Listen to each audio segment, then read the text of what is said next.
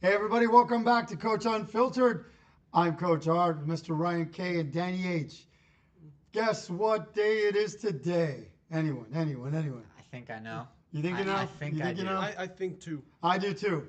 The Knicks advanced. It's Celebration Day. What? What? I thought we were talking about something else. I thought What else I is thought it? we were too. F1? No. It's the first match of the World Cup today, man. What are we Yeah, doing today? it's the opener. Yeah. The opener. So, for those of you keeping track, today's a big day. It's World Cup Day. Guys, the opening match of the World Cup is today. Mexico versus South Africa. As it was in 2010, it is now again in 2026. What are the odds? Right? The last episode we did, Strange Twists of Fate. Everything that relates from 2020 to now, 2010 till now, is crazy. Yeah. Right? First, Mexico, South Africa. It's the opener, right? This Africa was the host then, but now it's Mexico. Javier Aguirre was the coach for Mexico back then. He's the coach for them now. The same dilemma. He had Memo Ochoa as a possible goalkeeper, and he had a veteran, a 37-year-old. Back then, Ochoa was 26. Fast forward, now Ochoa's 40. He's the veteran. He's the veteran. And he's the veteran. Now he's got a young buck keeper to contend with. So that issue is back. Here's another one. The coach for South Africa, Hugo Bruce, he played for Belgium. If you're not aware of that, Belgium played Mexico in the 1986 World Cup at Estadio Azteca in Mexico, and they lost 2-1. However, Belgium made it all the way to the final four teams, got fourth place. So this man has World Cup experience as a center midfielder. He knows what to expect. Yeah. Yeah. And there's a lot to be said for this because the Estadio Azteca is not something to be taken lightly. You are literally stepping into the mouth of the beast here. It is its own problem, right? And that's where we're going to take it today. Let's talk a little bit about that. Now, it is a historic stadium, right? Do you know why it's that historic? So from what I know, there's two finals that have been played there, two World Cup finals. Okay. There was the 1970, which was Pelé, and then in the 1980s was Maradona. Maradona. So two gigantic World Cup finals. That means that this will be how many for Mexico? How many World Cups? Three. 3 World Cups hosted in Mexico. That's crazy. But that's awesome too. Oh, It yeah. shows people, there's venues that can host this kind of a world tournament. And that's great. So everyone got, if you weren't, I was not quite there yet in 1970 to see Pelé do the World Cup. So I only saw recordings. My dad and my uncles got to see that. And Maradona, yes. 1986, hand of God, the world's greatest goal were scored at El Estadio Azteca. So there's a huge history with it already, right? But then let's talk about the place itself. Okay. It has several nicknames. Any idea? No. All right, so the main nickname for El Estadio Azteca is El Coloso de Santa Úrsula, the Colossus of St. Ursula. And the reason for it is the part of Mexico it's in is St. Ursula, Santa Úrsula, right? Okay. And because of that, it was dug, the way it's built, it's dug into this lava bed. And it's built into this old volcanic rock. And some of that rock that they blew out of there was used to build the stadium. So it's partially underground then. Yes, a Because small part of it is. Take out a portion. Dang. Yeah. So it's known as that. It's also known as El Templo Mayor de Fútbol. The main temple of football. Yes. And that goes back to the Aztec roots, right, of the Mexica people. There are 7 temples, I believe, that they feel they've uncovered from the original Aztec culture. Their main temple, the Templo Mayor, was only recently discovered in the 80s. Oh wow. Yeah, a little bit of history there. When the Spaniards managed to sack Tenochtitlan, which is the original name of Mexico, they destroyed everything and used those same stones to build their new city. Okay. So they tried to erase them. Yeah. Yeah, that was horrible. Yeah. Current Mexico is still built on some ruins. They're still uncovering stuff. Some bougie neighborhoods in the 30s were known to be over the site of the original temple. Crazy. Yeah. Yeah. That's, Yeah. So, a cool fact. given all that, there's a lot of history buried literally underneath the city of Mexico. Yeah. And so, Tenochtitlan being the original name to Mexico. There are some folks that know it as the mouth, into the mouth of Tenochtitlan. That's the smallest of the nicknames, right? It's the Coloso and then El Templo Mayor de Fútbol. Those are the main two. The main two. Okay. Let me tell you why the mouth of Tenochtitlan. This is interesting.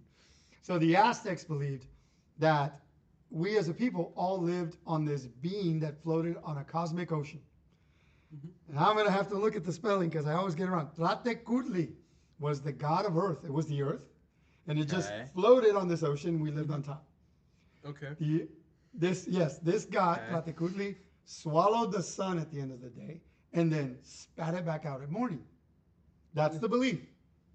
Okay? If you did not feed the god lots of sacrifices and blood, the sun would not come up and your crops would not come in. How did we confirm this? We didn't. We just killed lots of people until we figured it out. Oh, okay. Yes, lots of sacrifices. A lot of and trial and error. And eventually the sun came up and you're like, yes, we got it right. That makes sense. So they were known for a deep culture, right, of sacrifice. Yeah. And so that carries over into one of the nicknames, which is into the mouth of Tenochtitlan. Oh. Right? So it comes from that. From that. Okay. That's the lesser known one. Again, the Coloso of Santa Ursula is one of the main ones. So now that you got a little background and you know it's a beast. Yeah. It's got its own life. Now you look at it and go, okay. As you drive up to it, it deceives you with its size. It looks this big from the outside. You see this. You see the bowl. You're like, okay. But there's a section of it built underground. So when you come into the stadium, you have to go down a tunnel, down, and then you come up and forward. When you're there, you step out onto the pitch and realize, why is this so much bigger? So, and it's like that because of the fact it was made out of the volcano. Into the volcanic rock, right? Into that layer. Okay. So it's down under. You step in, you're actually 2 levels down from the street. Oh. So when you step in, it's that much bigger. Oh, that make okay. Yeah. That's pretty cool. I know, it is. That's really nice. That's a really. So think about being the architecture. opposing team, walking in there going, whoa. I'd be intimidated. Be like, why is this so big on the inside? Yeah. I'd be like, what is going on here? Well, I think that's the main point. That's the main idea there. That's a big deal. Then there's also, here's a little known fact. Most of the big important games that happen out there in Mexico, folks will go up to 2-3 hours before game time and they're already in the stands. Really? So most teams like to step out and walk the pitch and kind of get an idea of what's going to happen in silence. Like there might be 3-4 people there, but it's like, okay, it feels good. Okay, it runs. I like the way the ball moves, that sort of thing. Okay. The crowd's already there. So when the team arrives and steps onto the pitch, the crowd's already there going, boo, boo. So basically, if I want to even look at the pitch in silence, I have to arrive like a day before the actual match itself. Most likely. Or you have to put like earplugs so you can't hear all the fans, So bro. Well, It's like that won't really matter if there's enough of them. Well, yeah, If there's enough of them, it's just going to echo through the stadium. Now, that's crazy. as we man. all know our fantastic Hispanic Mexican culture, we love noise. And as much as it was back in South Africa with the vuvuzelas, we have those. Mexican people have the vuvuzelas, but we also have the little matracas, the little ratchet thing. We have the drums. Oh man, we have drums to spare. Everyone has a drum. You're born with a drum. It's like pa, pa, pa, pa, pa, pa, pa. And then the trumpets. The moment you learn how to walk and use your hands, You you're must gonna use a drum. Gotta use a drum. Gotta use a drum, and then the trumpets. That's cool. So you've got all that noise in the background when you step on the bed. Boom, boom, boom, boom, ba, ba, ba, ba, boom, boom, boom. And you're like, okay, we just wanted to concentrate on the game coming up. No. Well, how do they even get ready in that environment, man? You just have to come ready. You have to come with your mindset that it's not going to distract you because honestly, it's the fans. You're the opposition. They're trying to distract you. You battle the stadium, the people, and then the team. It's been like this for years. Even the ball. I'll get to that. It's ball? oh yeah. Oh yeah. So on top of this whole matter, right? You're dealing with that whole thing, that intensity, the air. Let's not forget, Estadio Azteca sits at 7,200 feet above sea level. If anyone's ever traveled anywhere over 5,000, you realize that when you're walking around talking like this, all of a sudden you'll find yourself going, hey, what's going on here? Yeah, shortness of breath. You cannot pick up enough air. It's very thin. Yeah. It takes a day or two to get acclimatized, once you do, it works out well. But the first shock is that you can't breathe. Jeez. Now, players have described this as just what's going on. There's noise. I'm nervous. I can't breathe. I can't play this game. And then calm down, right? Here's a little known fact. Okay. For visiting teams in the locker room, there's oxygen tanks in front of the lockers. Wait, Really? That should tell you something. So Whoa. the air is so thick or No. so thin that they literally need oxygen tanks. Some people might need a little extra because you can't quite draw full breath Wow. if you just got there. So you might need a breath of oxygen. Like, okay. I'm ready to go. Oh wow. So there's oxygen tanks there. I don't know if they're going to be now, but why not? Yeah, there probably will be. Right? I mean, think about that. So now there's the air, the stadium, the people, the air, the history. Everything's Dang. working against you So in now you're every walking- way possible. Yes. And Everything's working because of against this you. thin air, the ball can actually travel 3 to 5 yards further in the air. So even the ball's against you. Okay, yeah, that makes sense. Yeah. That makes sense. Less resistance. Yeah. Think about that. You're coming to play every factor here, and you still want to win. Good luck. Yeah. You're They're fine. basically We'll saying do. you can try to win. Yeah. Welcome to our house. Now, go ahead, try your little game. Yeah. Yeah. So that's some of the stuff you got to deal with when you go to Azteca. Oh, wow. Okay. Wow. But there's more. What? Some more. There's more. So we forgot about the lions and the spears. What? What spears? That's too I was much. on Sorry. I went too far. Sorry. That was back in the old Aztec days. They don't do that anymore. Wrong period. Wrong period. Sorry, I took that note. That was bad. Beyond the size and the air quality, Mexico was known for a very long time. I think they've cleaned it up since, but through the 80s and 90s, very severe smog.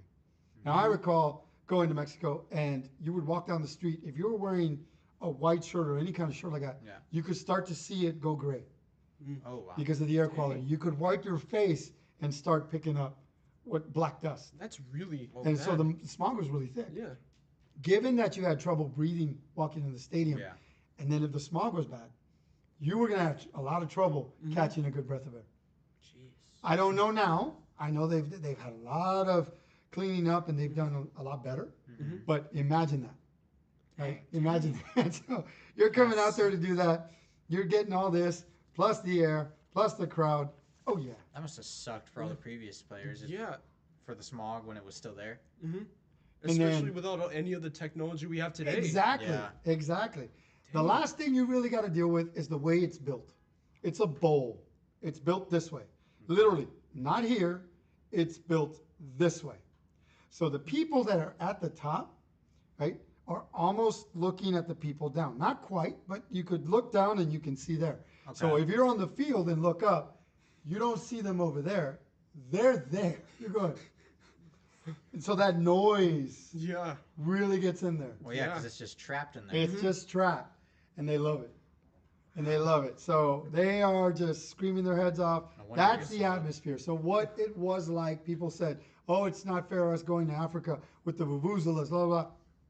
Oh. Coming to Azteca is a whole other animal. Yeah. And it is something really cool to see happen. Yeah. It okay? is. So that's what we're setting up the play with today. Okay. That's what they're facing. So when you watch the game today, when you're watching, take all this into account. Understand the history behind Azteca and what it does, and what the mindset is of players going to play there. All right. That's crazy, right? Yeah. Yeah. Like everything in there is working against you. It's actually nuts. Yeah. So it's always an intense atmosphere. Now, are there any clubs that use this as their home venue? I know of one. Which one? Cruz Azul. Cruz Azul, one of the top 4 clubs for Mexico, has their home there. Know any others? No. Club America is the other club that makes its home at that stadium. So, and they're among the top 4 teams Okay. in the Liga MX. Yeah. So, enough about intimidating you with the stadium. Let's talk a little bit about the team. Viva Mexico, ahí vamos. The main event here. The main event. So, the team starting. The question I posed on Instagram for everybody. Will Guillermo Memo Ochoa start today for the Mexico national team? What do you think? I say no. You say no? Why not? I just don't think the head coach is going to start him because now, obviously, back then, Memo was young and shaky, so he started the veteran. But this time, you have this young kid who's been really shining over at, was it Chivas? Yeah, Rangel. Yeah. Tala he's Rangel, yeah. really been shining over at his club. So why would you play the 40-year-old veteran if you can play this kid who hasn't had an error yet? Okay. Your thoughts? I think he will. He won't start with Memo today. I don't think so. But he'll start playing him later on as the World Cup progresses, so he can give Memo the send off, because I'm pretty sure he's going to be playing his last World Cup this year. So Well, until he reappears in 4 years. Yeah, really. reappears. Until he reappears 4 years from now. So for all you Instagram people, 75% of you want Memo Ochoa to start against South Africa. All right? 25% say no. And I understand you. Let me give you the coach's point of view. As a coach, if you're looking at the emotional decision, right, you've got a player here who is an icon. Okay. Right? He turns in world-class performances. He's the guy that everyone loves. Yeah. But that's the emotional decision. I've got the tried and true youngster who, for 8 solid games leading up to the World Cup, has not let me down. Yep. Memo Ochoa hasn't put in that kind of time. He's just an icon. Would I start him on the easiest match, what could arguably be the easiest match against South Africa? No. I think I would let Mexico play their first 3. So play South Africa, right? Play Czechia, play Korea. Okay. And in the last game, in the final 45 minutes, after we have secured our spot, you bring Memo in, he gets his cheers, applause, viva Memo, arriba Mexico, bye-bye, nos vemos. Wouldn't that be then the round of 32? No, it would be this last match before they exit. No, because there's only the 3 group stage matches. Right, yeah, after the third group stage match. Okay. That's what I'm saying. So after the third group stage match, at the third group stage match, the final 45 minutes, go to Memo Ochoa. I would give that to him as a coach. Oh, yeah. And that would be a send-off, everybody, yeah, bravo Memo, and, they play the music.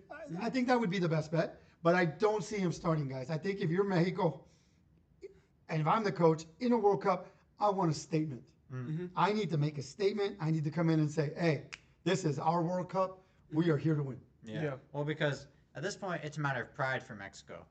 Like, this is the opener of the World Cup. They got to really show up. Yeah.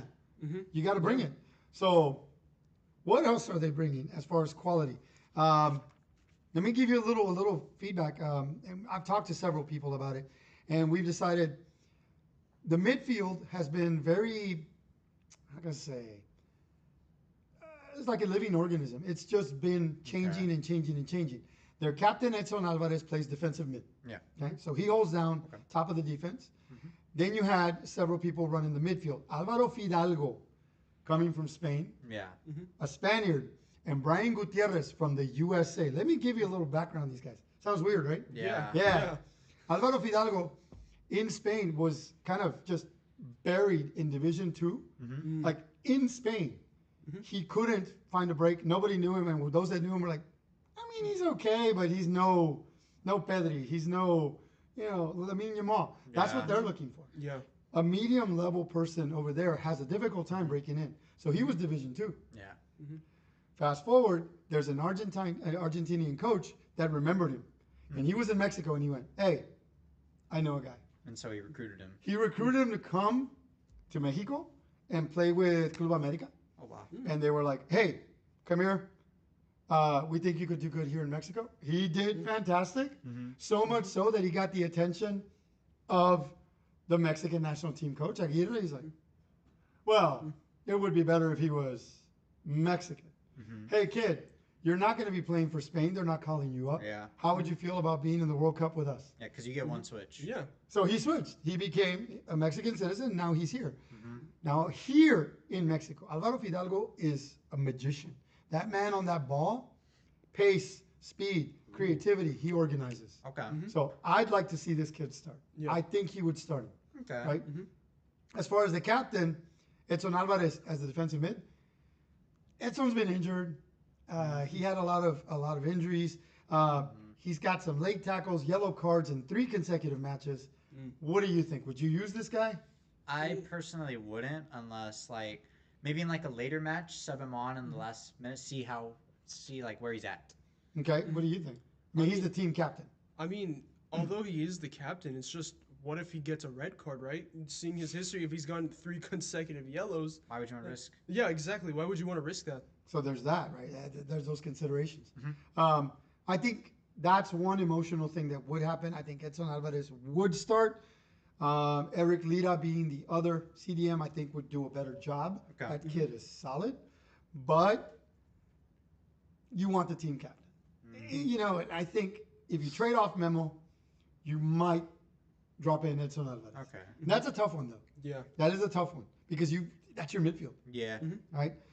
So that's where Fidalgo came in, and it's interesting that he came in. Now, Brian Gutierrez, the other midfielder that I had in question, he's American, born in Chicago. He's an American playing in Mexico. And he's playing for the Mexican national. Yeah, and how would that be, right? Yeah. He tried out here, and Mauricio Pochettino, shame. He tried out here several times with the U.S. men's national team, and he never got the attention of the coach. Like, he looked at him and went, no. Looked at him again, no. So the kid went, I don't know. He went to MLS. He got a tryout with Chivas in Mexico. Okay. Club Chivas. They liked it. They brought him. They said, hey, man, we are known for only playing Mexican players. So your parents are Mexican. They have citizenship here. How would you feel about getting your Mexican citizenship? Wait, so they took the American and they said, so because we want to keep our reputation, we're just going to make you switch over. We're going to make you Mexican. Yeah. We're going to make you Mexican. Here you go. That's what I got. So now he became part of the team. Again, Aguirre saw him. Went, hey, little gringo, come here. And he said, you know, Pochettino, he does not like you. And I don't think you're going to play. I don't think he wants you. But if you come with me, I'll put you on the national squad. Oh, good playing time. So an American kid who had no chance in the USA is now playing in the World Cup with one of the top teams. So did we miss out? I don't know. Didn't Diego Luna do the same thing, though? Diego Luna is still here in the U.S. He has not switched. He hasn't pulled the switch. But y'all better watch out. That boy is something. He's creative. Just like this kid, Brian Gutierrez. Diego Luna's another player like him. How many can we afford to lose? Yeah. Right, but to Mexico's benefit, good luck with him. I'm sure he's going to do fantastic for the Mexican national team. So that's what I think is going to happen, guys. Okay. That's where I think we are. One more star to keep a look on, and this is a Mexican-born player, Gilberto Mora, because he's 17 years old. There's a little story here. 17. This kid is going to play in a World Cup. 17. Wow. We have a lot of young Younger than you, older than you. Yeah. So he's going to play in his first ever World Cup at 17. He's an up-and-coming magic maker. Wow. So much so that news yesterday was that Madrid, Barcelona, AC Milan were all in. And Man City. Pep Guardiola's boys were looking for him. Oh, wow. Wow. We're all interested in him. Dang. Guess where he went? What? Guess where he went? Real Madrid. Barcelona. He re-signed with his Mexican club team, Tijuana Cholos. He's back for 3 more years. And if they want him, they have to pay a $20 million fee now because he's owned by Tijuana. So he re-signed with them when Yes. he had all these other options. Yes. He would have been more likely to win something. Yes. But if Why? he signs, let's say, with Madrid, Madrid has to loan him back to his club if he wants to stay there. Okay. So they have to pay a fee. This way, the club owns him and goes, if you want to use him, $20 million. And in 3 years, after they told him, we're going to build you up so that in 3 years, big money. So now it's not a $6 to $8 million signing. But he'll be 20. He'll be 20. He might still be good or better, and he might be worth well over $100 million. See, here's my insight on it. If you're 17, you get the offer to go, say, to a big club like Real Madrid, AC Milan. I would take it because if I get there when I'm 20, I'm not going to have that experience I would have gotten if I had signed when I was 17. You just lost 3 years of that, and so now you're coming into a new environment.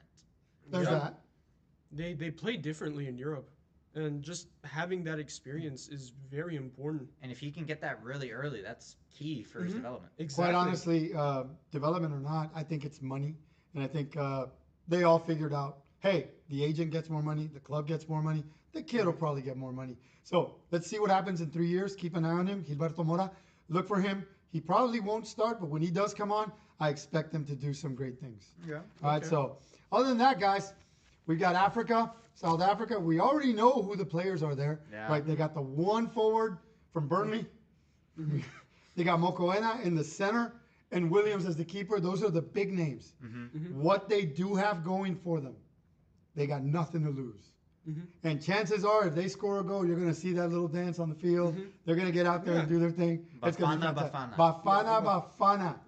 So take nothing away from them. I think those kids are going to come with a lot of attitude and a lot of grit. Today is going to be an awesome match. So, are we going to watch it? I'm definitely going to You're watch gonna it. I'm definitely watching it. I want to see this. It's going to be a great time, guys, today. So, happy World Cup Day. From us here at Coach Unfiltered, enjoy the match. We'll see you again Saturday morning. All right, and we'll break down what happened. Hopefully, it's a win, right? Team USA versus Paraguay. Although they're coming in hot too. We'll see. But I'd love to say we're going to be talking about that awesome win and probably the scoreline 4-0 USA. Yeah. Scoreline for tonight. Scoreline for tonight. What do you see? I say 3-1. 3-1? Mexico. 3-1? I've got 3-1 Mexico. We'll see you next time, guys. Coach Hart, Ryan K, Danny H at Coach Unfiltered. See you next time.